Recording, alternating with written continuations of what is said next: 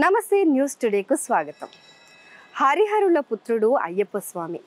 ఆ అయ్యప్ప స్వామి దీవెనలు పొందాలంటే శబరిమలకే వెళ్ళాలా? అంత దూరం వెళ్ళాల్సిన అవసరం లేదండి.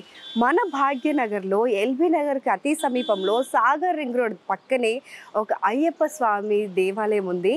అచ్చం శబరిమలలో ఎలాంటి అనుభూతి అయితే కలుగుతుందో అదే అనుభూతిని మనకి ప్రసాదించే ఈ అత్యద్భుతమైన ఆలయాన్ని ఇవాళ మీకు చూపిస్తాను. ఈ ఆలయంలోకి లోపలికి రాగానే ఏంటో తెలియని ప్రశాంతత చేకూరుతుందండి. అసలు మనకి ఎంత ప్రశాంతంగా ఎంత హాయిగా అనిపిస్తుందంటే ట్రాఫిక్ రణగొణ ధ్వనులన్నీ దాటుకొని ఈ ఆలయం లోపల అడుగు పెట్టగానే తెలియకుండానే మనం ఒక మనశ్శాంతిని పొందుతాం. సో లోపలికి రాగానే మనకి ఇక్కడ ద్వారాలు కనిపిస్తాయి, పెద్ద పెద్ద దర్వాజాలు కనిపిస్తున్నాయి. అంటే దాదాపు 10-12 అడుగుల ఉన్న దర్వాజాలు మనకి ఇలాంటివి ఒక 4 దర్వాజాలు ఉంటాయి. చుట్టూ ప్రాకారాలు, సువిశాలమైన ప్రాకారాలు కలిగి ఉన్న ఆలయం ఇది. ఈ ఆలయంలో ఒక్క అయ్యప్ప స్వామి మాత్రమే కాదు, ఎన్నో ఉపాలయాలు కొలువుదీరి ఉన్నాయి ఇక్కడ. సో అవన్నీ కూడా చూసేద్దాం పదండి. సో ఈ ఆలయంలో అయ్యప్ప స్వామి దేవాలయానికి క్షేత్రపాలకుడిగా అతి పరాక్రమవంతుడైన హనుమంతుడే మనకి ఇక్కడ క్షేత్రపాలకుడిగా కొలువుదీరున్నారనమాట. సో రాగానే ఆలయంలోకి ఎంటర్ అవ్వగానే మనకి కుడివైపున మనకి ఆంజనేయ స్వామి ఉపాలయం కనిపిస్తుంది. ఇక్కడ క్షేత్రపాలకుడిగా ఆయన ఇక్కడ పూజలు అందుకుంటూ ఉన్నారు. సో అంతేకాదు ఇక్కడ ఆలయంలో ప్రతి అడుగడుగున కూడా ఎంతో అందంగా ఎంతో ఆధ్యాత్మికతతో నిండి ఉంది. సో చూద్దాం పదండి. ఈ ఆలయంలో అడుగడుగున ఆధ్యాత్మికత వెల్లివిరుస్తుందండి. మనకు లోపలికి రాగానే రావి చెట్టు కింద ఉన్న నాగదేవత శివుడు పూజలు అందుకుంటున్న దృశ్యాలు మనకి కనిపిస్తూ ఉంటాయి. చక్కగా పచ్చని రావి చెట్టు అలా చల్లని గాలులు వీస్తూ ఉంటుందన్నమాట. నిత్యం ఎటో ఒక వైపు నుంచి ఇక్కడ నీడ అంటే కంప్లీట్గా నీడ కనిపిస్తూ ఉంటుంది మనకి. ఎక్కువ ఎండ ఎక్కడ తగులుతున్నట్టుగా డిస్కంఫర్ట్ అనేది ఎక్కడ ఉండదు అనమాట. చాలా ప్రశాంతమైన ఒక హెల్దీ అట్మాస్ఫియర్ ఉంటుంది టెంపుల్ మొత్తం కూడా. సో నా వెనకాల చూస్తున్నారు కదా రావి చెట్టు కింద నాగదేవత పూజలు, అలాగే దాని పక్కనే మీకు కనిపిస్తుంది ఇక్కడ మనకి హోమ మండలం ఉందన్నమాట. అంటే హోమాలు యజ్ఞాలు చేస్తూ నిత్యం ఆధ్యాత్మిక క్రతువులు జరిగే స్థలం ఇది. సో చాలా పాజిటివ్ వైబ్స్, చాలా పాజిటివ్ ఎనర్జీస్ ఇక్కడ నిండి ఉన్నాయి. అయ్యప్ప ఆలయం అనగానే మనకి మహాపడి పూజ ముందుగా గుర్తొస్తుంది. ఆ పడి ఇక్కడ మనకి 18 మెట్లు ఎంతో వైభవంగా ఇక్కడ నిర్మించడం జరిగింది. సో ఈ ఆలయంలో ప్రతి అయ్యప్ప దీక్ష జరిగినప్పుడు కూడా ఇక్కడ మహాపడి పూజలు అత్యంత వైభవంగా జరుగుతూ ఉంటాయి. సో చాలా చాలా శక్తివంతమైన పడి ఇది. సో ఇక్కడ నిత్యం పూజలు చేస్తూనే ఉంటారు.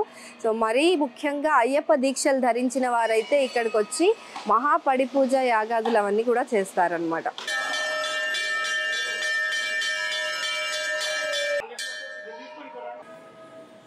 అయ్యప్ప స్వామి గర్భగుడి దగ్గరికి రాగానే మనకి స్వామి శరణమయ్యప్ప అనే ఘోష వినిపిస్తూ ఉంటుంది. సో ఎటు చూసినా కూడా ఆధ్యాత్మికత మనకి ఎలా పరిమళిస్తూ ఉంటుందన్నమాట. సో ప్రతి ఒక్కటి అంటే ఆలయం మనం గర్భగుడిని దర్శించుకునే ముందే దాదాపు ఒక 6-7 ఉపాలయాలను మనం దర్శించుకోవచ్చు ఇక్కడ. అంటే సత్యనారాయణ స్వామి, దత్తాత్రేయ స్వామి, పార్వతీదేవి, శివాలయం, ఇలా రకరకాలుగా సకల దేవతలు కొలువుదీరిన ఒక దేదీప్యమానమైన ఆలయం ఇది. సో ఇక్కడ మనకి వెనకాల చూస్తున్నారు కదా స్వామి అయ్యప్ప స్వామిని అక్కడ దర్శించుకొని ఇక్కడికి వచ్చి ఆయన ఉయ్యాలలో కూర్చున్న పొజిషన్లో ఉంటారు. సో ఆ ఉయ్యాలను ఆయనకు ఉయ్యాల సేవ చేసినట్టుగా కూడా భక్తులు భావిస్తారు. ఆయనకి ఇక్కడ దండం పెట్టుకొని ఆ ఉయ్యాలను ఊపి ఆ తర్వాత వారు కోరిన కోరికలన్నీ నెరవేర్చాలని చెప్పి ఒకసారి నమస్కరించుకొని వెళ్తుంటారనమాట. సో మనం వెళ్ళి ఫస్ట్ ఉపాలయాలు ఏమేమి ఉన్నాయో చూసేద్దాం. ఈ ఆలయంలో ప్రధాన ఉపాలయాలు 6 ఉన్నాయి. అందులో ప్రధానమైనది సత్యనారాయణ స్వామి ఆలయం అనమాట.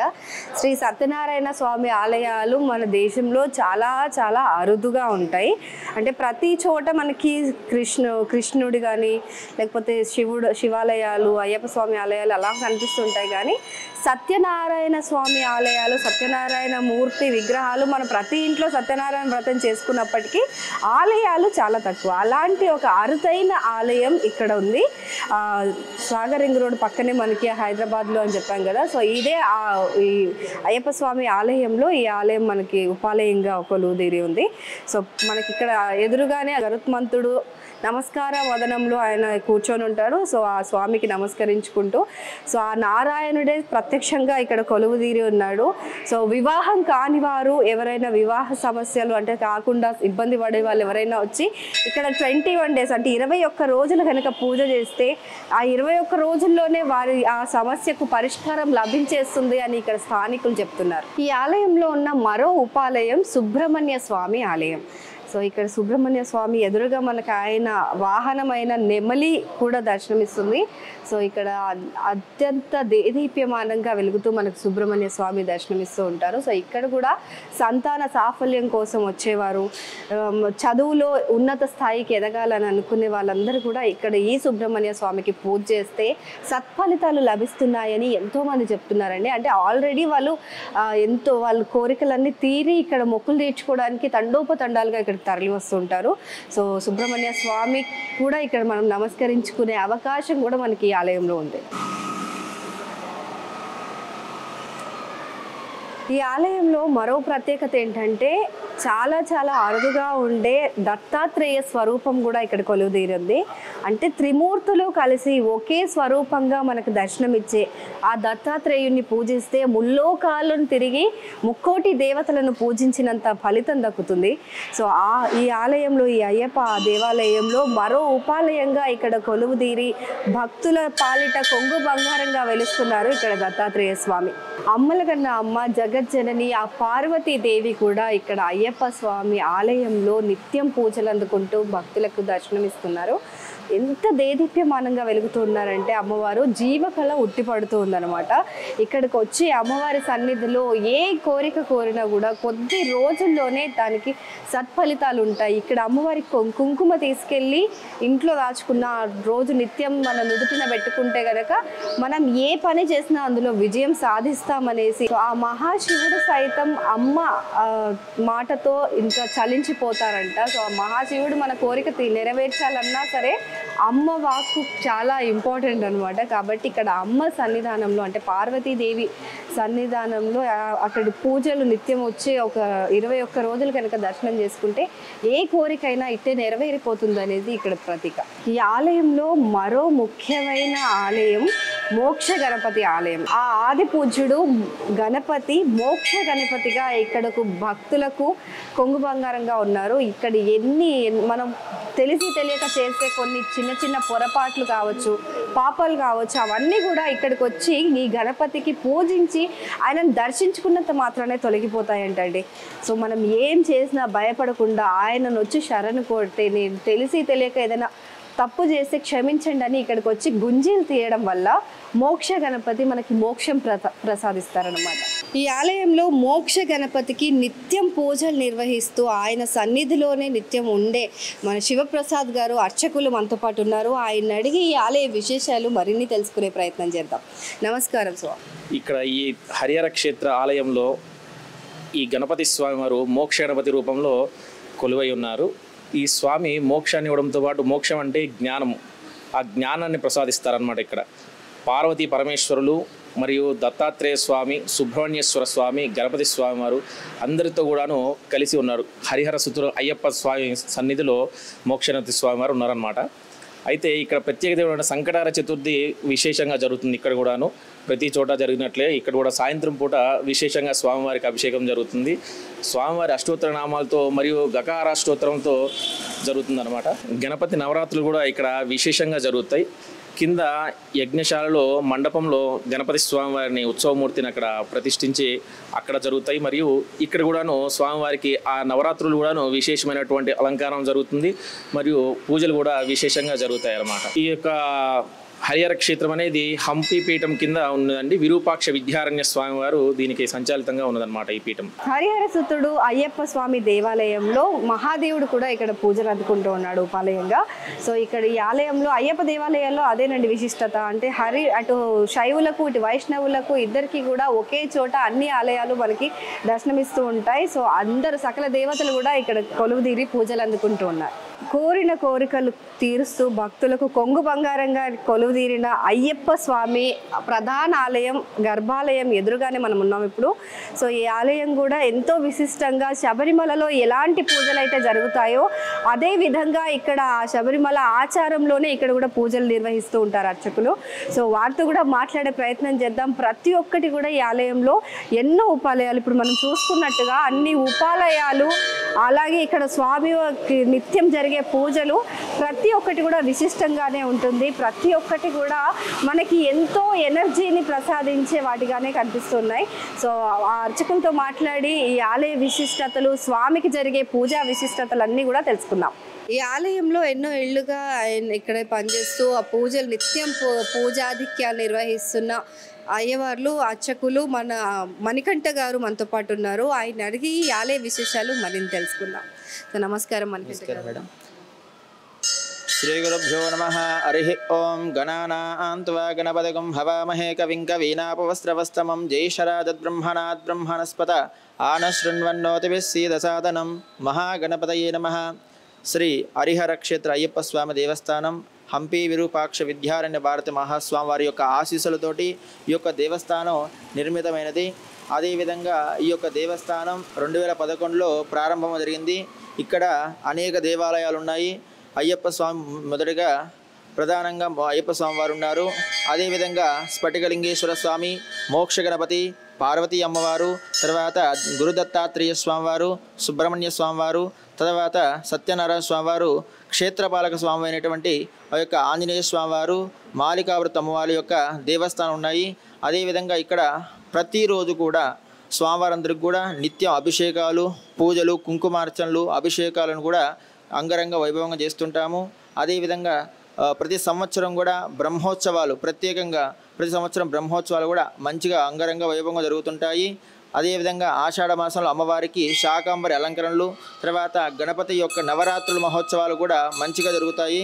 తర్వాత అమ్మవారి యొక్క నవరాత్రులు కూడా 9 రోజుల పాటు కూడా అత్యంత వైభవపేతంగా ఇక్కడ టెంపుల్ దేవస్థానం యొక్క కమిటీ మెంబర్లు అందరూ కూడా ఉండి మంచిగా కార్యక్రమాల యొక్క నిర్వహిస్తారు. హోమాలు, చండి హోమాలు, పెద్ద పెద్ద హోమాలు కూడా జరుగుతాయి. తర్వాత అయ్యప్ప స్వామి యొక్క ప్రత్యేకమైనటువంటి శబరిమల క్షేత్రంలో ఏ విధంగా చేస్తారో అదే విధంగా ఇక్కడ కూడా ఆ యొక్క శబరిమల తంత్రి గారిని అక్కడ నేర్చుకున్నటువంటి యొక్క తాంత్రిక విద్యనే ఇక్కడ కూడా స్వామివారు వచ్చి ఇక్కడ స్వామివారికి 41 రోజుల పాటు కూడా దీక్ష నవంబర్ 16వ తారీఖు నుంచి డిసెంబర్ 27వ తారీఖు వరకు కూడా మండల దీక్ష ప్రకారంగా స్వామివారి యొక్క మాల ఇక్కడే మాలధారణ వేసుకొని విరుముడు కట్టుకొని ఇక్కడే సమర్పణ చేసుకునేటట్టుగా ఏకశిల పదునెట్టాంబడి యొక్క ఏర్పాటు చేశారు. ఆ దీక్షా సమయంలో ఇక్కడ స్వామివారికి చాలా అంగరంగ వైభవపేతంగా పడి పూజలు, ఇంకా కలశ పూజలు, చాలా అనేక రకాల పూజలు జరుగుతుంటాయి. రమణగురు స్వామి యొక్క భజన కార్యక్రమం కూడా మంచిగా కార్యక్రమం జరుగుతుంటుంది. అన్నదాన కార్యక్రమం కూడా ఉంటుంది. ఓకే అండి. అండ్ ఇందాక మీరు చెప్పినట్టుగా ఇప్పుడు నార్మల్గా అన్ని దేవాలయాల్లో మనకి మంత్ర పూజలు జరుగుతుంటాయి, మంత్రోచ్చారణాలే జరుగుతుంటాయి. కానీ అయ్యప్ప స్వామికి ఎందుకు తంత్ర పూజలు చేస్తారు? తాంత్రికం అంటే మేడం, ఇప్పుడు మనం కొలుచుకునే దేవులందరూ కూడా ఒక పెద్ద రూపంగా ఆలోచన చేస్తాం. అంటే మనం ఈ పెద్ద పెద్ద విగ్రహాలు పెద్దలు ఉంటాయి. అదేవిధంగా కేరళ ఏంటంటే వాళ్ళు చిన్న బాలుడుగా కొలుచుకుంటారన్నమాట. చిన్న బాలుల దగ్గర మనం గట్టిగా మంత్రాలు అవుతే వాళ్ళు భయపడుతున్న ఆలోచనతోటి వాళ్ళు ముద్రల రూపంలో వాళ్ళకి పూజలు జరుగుతాయి అన్నమాట. అట్లా ఆ విధంగా స్వామివారికి చేస్తుంటారన్నమాట. ముద్ర రూపంలోనే మంత్రం ఉంటుంది, ప్లస్ దానితో పాటు తాంత్రిక విద్య కూడా ఉంటుంది అన్నమాట. మంత్రం కన్నా తంత్రం ఇంకా అద్భుతంగా ఉపయోగపడుతుంది అన్నమాట. శక్తి ఇంకా ఎక్కువ ఉంటుంది అన్నమాట. అట్లా అది. సో అలా మనం మంత్రాలు జపిస్తేనే ఒక అట్మాస్ఫియర్లో ఆ పాజిటివ్ వైబ్ అనేది వస్తుంది. అలాంటిది వాళ్ళ ముద్రలు పెట్టి ఆ తంత్రాలతోటి తాంత్రిక విద్యతో కూడా ఒక పాజిటివ్ ఎనర్జీని క్రియేట్ చేస్తారు టెంపుల్ మొత్తంలో కూడా. సో ఈ టెంపుల్లో హంపి కేంద్రంగా ఉంది కదా. హంపి విరూపాక్ష స్వామివారి యొక్క అంటే ఇక్కడ హంపి పీఠాధిపతి అయినటువంటి హంపి విరూపాక్ష స్వామివారి ఇక్కడ 6 నెలల పాటు ఉంటారు. మన టెంపుల్లోనే పీఠం ఉంది కింద. ఆ పీఠంలోని స్వామివారు ఉండు ప్రతి ఒక్క కార్యక్రమం కూడా ఆయన యొక్క ఆధ్వర్యంలో జరుగుతుంటుంది. అని ఏది చేయాలన్నా గుళ్ళో ప్రతి ఒక్కటి చేయాలన్నా కానీ, ఏ బ్రహ్మోత్సవాలు చేయాలన్నా, గణపతి నవరాత్రులు కానీ, అమ్మవారి నవరాత్రులు కానీ, ప్రతి ఒక్క స్వామివారి యొక్క జరిగేటువంటి ప్రతి కైంకర్యం కూడా స్వామివారి యొక్క స్వహస్తాలతోటి స్వామివారి యొక్క ఆధ్వర్యంలోనే జరుగుతుంటుంది అన్నమాట. అది సూపర్ అండి. అంటే మనం ప్రతి ఒక్క దేవాలయాన్ని వెతుక్కుంటూ వెళ్ళకుండా సకల దేవతలు ఒకే ఆలయంలో కొలువుదీరున్నారనమాట. సో అద్భుతమైన ఆలయం. సో చూశారు కదా. సో భాగ్యనగరంలో ఇలాంటి ఒక అద్భుతమైన ఆలయం ఉందని చాలామందికి తెలీదు. ఇక్కడ తెలిసిన వాళ్ళు మాత్రం రిపీటెడ్గా వస్తూనే ఉంటారు. ఖచ్చితంగా మీరు ఇప్పటి వరకు ఈ ఆలయాన్ని కనుక దర్శించుకోకపోతే మాత్రం చాలా మిస్ అయినట్టు. ఒక్కసారి వచ్చి దర్శించుకుంటే ఈ అద్భుతమైన ఈ అట్మాస్ఫియర్ని మీరు కళ్ళారా చూసి తరించవచ్చు. సో ఈ ఆలయంలోకి రాగానే ఆధ్యాత్మికతతో పాటు ఎంతో మనకి ఒక ప్రకృతితో మమేకమైన ఫీలింగ్ వస్తుంది అనమాట. ఎందుకంటే ఇక్కడ గోశాల, మరి అలాగే కూర్మ అవతారాలు అనమాట. అంటే తాబేళ్ళు కొలంలో ఇక్కడ చక్కగా కొన్ని పదుల సంఖ్యలో మనకు తాబేళ్ళు కనిపిస్తాయి. సో ఇక్కడికి వచ్చినప్పుడు వాటిని పిల్లలు చూసి చాలా ఆహ్లాదంగా ఫీల్ అవ్వడం కూడా జరుగుతుంది అనమాట.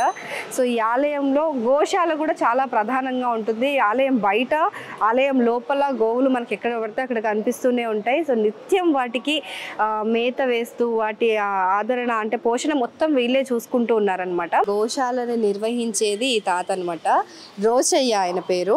సో మన మాజీ సీఎం రోషయ్య గారి పేరు పెట్టుకున్నారు. మరి ఆయన ఇక్కడ ఆవుల్ని ఎలా చూసుకుంటారు, ఎలా సంరక్షిస్తున్నారు ఆయన్ని అడిగి తెలుసుకుందాం. తాత నమస్తే. నమస్తే అమ్మ. నమస్తే. ఏం చేస్తుంటారు మీరు రోజు అంతా ఇక్కడ? రోజు సాఫ్ చేయాలి, పొద్దున్నే సాయంత్రం నీళ్లు పట్టాలి, పుట్టి పెట్టాలి, గడ్డి వేయాలి, వారం రోజు స్నానం చేపియాలి, శుభ్రంగా ఉంచుకుంటేనే శుభ్రంగా ఉంటుంది. ఈ పనులన్నీ ఎట్లా తెలుసు మరి? ఇంతకు ముందు ఏం చేసేది మీరు? ముందు నేను టైలరింగ్ చేసేది, మా నాయన వ్యవసాయం చేసేది. చిన్నప్పుడు తెలుసు ఇవన్నీ? ఇవన్నీ తెలుసు. ఇక మన ఆమెకు నొప్పులు వచ్చిన, రోగం వచ్చినా, ఏది వచ్చినా సుస్థ అయి ఉంటుంది. అప్పుడు డాక్టర్కి ఫోన్ చేస్తే డాక్టర్ వస్తాడు. మా చైర్మన్ ఉండు మల్సారు, ఆయనకు ఫోన్ చేస్తే ఆయన డాక్టర్ని పంపిస్తాడు, చూస్తాడు, చూపించుకొని వారం 2 వారాలు ఒక డాక్టర్లు వచ్చి చూసుకొని పోతారు. మరి ఇన్ని ఆవులు ఉన్నాయి కదా, సతాయిస్తాయి అవి ఎప్పుడైనా? ఇక మాకు అలవాటు అయిపోయింది, ఏం సతాయించవు. నేను ఎన్ని రకాల ఆవులు ఉన్నాయి ఇక్కడ? ఇక్కడ తెలంగాణ ఒకటి, పుంగనూరు అని, అది గుంటూరు జిల్లా. పుంగనూరు చిన్నవి, పుంగనూరు 2 జాతివే ఉన్నాయి. తెలంగాణ ఒకటి, పుంగనూరు ఒకటి, అంతే. ఎప్పటి నుంచి ఎన్ని గంటల నుంచి ఎన్ని గంటల దాకా? పొద్దున్నే 6:30కు వస్తాం, సాయంత్రం 6:30 దాకా ఉంటాం, వెళ్ళిపోతాం. మళ్ళీ ఉదయం 6:30కు వస్తే సాయంత్రం 6:30కి వెళ్ళిపోతాం. అది మరి మంచిగా అనిపిస్తుందా, బాగా కష్టం అనిపిస్తుందా? టైలరింగ్ బెటర్ అనిపిస్తుందా ఇదా? ఇక టైలరింగ్ అంటే అప్పుడు వయసులో ఉన్నాము, అయిపోయింది. ఇప్పుడు వయసు తీరిపోయింది. ఇక గోవులకే అంకితం అన్నట్టు గోమాతలో సేవ చేసుకుంటూ ఉంటున్నాము. ఇక అంతే, ఇంక వేరేది ఏం లేదు. అది నాకు కూడా మంచిగా అనిపిస్తుంది. మంచిగా ఇంటికాడు ఉంటే ఏముంది, బ్రెయిన్ రోగాలు వస్తాయి. ఇక్కడక్కడ తిరుగుతుంటే వ్యవసాయం చేసినట్టు, కాళ్ళు ఎక్కడ తిరిగినట్టు, గోవుకు సేవ చేసినట్టు అని చేస్తున్నాము, అంతేను. వేరే వ్యవసాయం చేస్తే గోమాతకు సేవ చేస్తే ఇంత ఆరోగ్యంగా ఉంటాం అన్నమాట. అది. సో ఇంకా ఈ ఆవులకి ఏం మేత పెడుతుంటారు రోజు? గడ్డి. పుట్టి అంటే? పుట్టి అంటే మన సొప్ప ఉంటుంది, సొప్ప పొట్టు, తవుడు అంటే మనం రైస్ ఉంటుంది కదా, దాని తవుడు.